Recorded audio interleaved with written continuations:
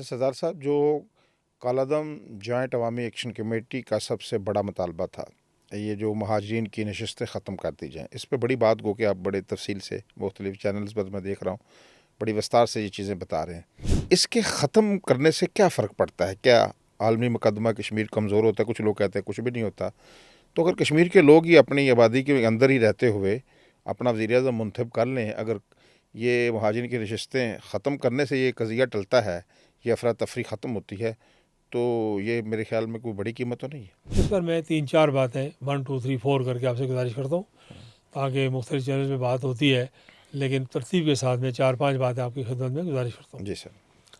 ایک تو یہ ہے کہ دنیا کی کسی ریاست میں، پاکستان ہو، ہندوستان ہو، امریکہ ہو، کسی ریاست میں آپ جو دستور ساز قوتوں کے فیصلے ہیں ان کو اسمبلیاں، قانون ساز اسمبلیاں یا ہائی کورٹ یا سپریم کورٹ نہیں چھیڑ سکتے، جسے ہم آئین کی بنیادی اساس کہتے ہیں۔ جی، دستور اساسی سے کہتے ہیں۔ اوکے پاکستان کے دستور کی کچھ اساس ہے، ٹھیک ہے، ہندوستان کے دستور کی اساس ہے، امریکہ کے دستور کی اساس ہے۔ آئینی شکیں وغیرہ تبدیل آج ہو اگر سکتی امریکہ میں ڈیموکریٹس اور ہیں، ریپبلکن اکٹھے ہو جائیں کانگریس میں سارے مل کے اس بنیادی اساس کو چھیڑنا چاہیں تو نہیں چھیڑ سکتے، ٹھیک ہو گیا۔ آپ کسی مکان کی دیواریں چھیڑ سکتے ہیں، کھڑکیاں، دروازے، روشن دان چھیڑ سکتے ہیں، اس کو ری فرنش کر سکتے ہیں، رینوویٹ کر سکتے ہیں، فرنیچر تبدیل کر سکتے ہیں۔ اس کی بنیادوں کو چھیڑیں گے تو مکان گرنے کا خطرہ ہے، عمارت پاش ہو جائے گی، بنیادوں کو نہیں چھیڑ سکتے۔ آزاد کشمیر میں مسلم کانفرنس کی پہلی حکومت 24 اکتوبر 1947 کو غازی ملت سردار محمد ابراہیم خان صاحب کی صورت میں بنی، جسے انقلابی حکومت، بیس کیمپ کی انقلابی حکومت کہا جاتا تھا۔ ٹھیک ہے، اس حکومت کو چونکہ اسمبلی نہیں تھی، اس انقلابی حکومت کو ایک دستور ساز فورم کی حیثیت حاصل تھی۔ ٹھیک ہے، انہوں نے کچھ اصول وضع کیے اور پھر ان پر عمل کرنا شروع کیا۔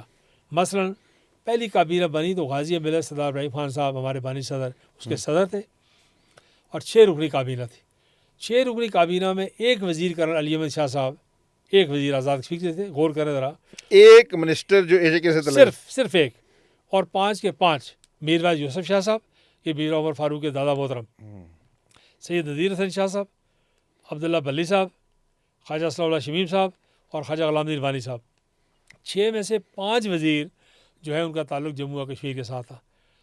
کیا غازی ملت یا چودھری غلام عباس یا ان کے ساتھی یا ہمارے آزادی دلوانے والے بانی لیڈرز یا اس وقت کی حکومت پاکستان قائد اعظم کی موجودگی میں اور اس ساری لیاقت علی خان کی موجودگی میں اتنے ناسمجھ اور نابل تھے کہ انہیں جو فیصلے کیے وہ ٹھیک نہیں تھے؟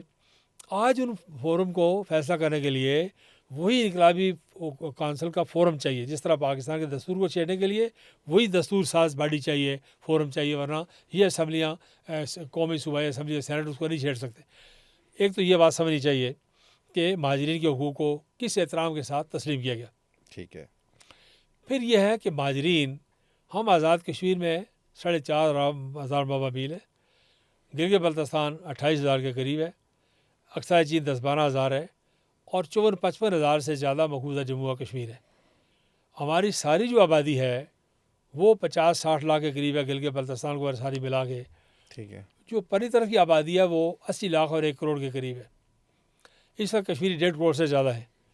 تو اتنی بڑی آبادی کے جو نمائندے ہیں ان کو ووٹ کے حق سے محروم کر کے، تو آپ یہ بتائیے کہ جو مسئلہ کشمیر پر پاکستان کا موقف ہے کہ ہم حق خود ارادیت کی جنگ لڑ رہے ہیں اور کشمیری اپنا حق رائے دہی اور حق خود ارادیت جڑا ہوا ہے، آپ حق رائے دہی سے محروم کر لیں۔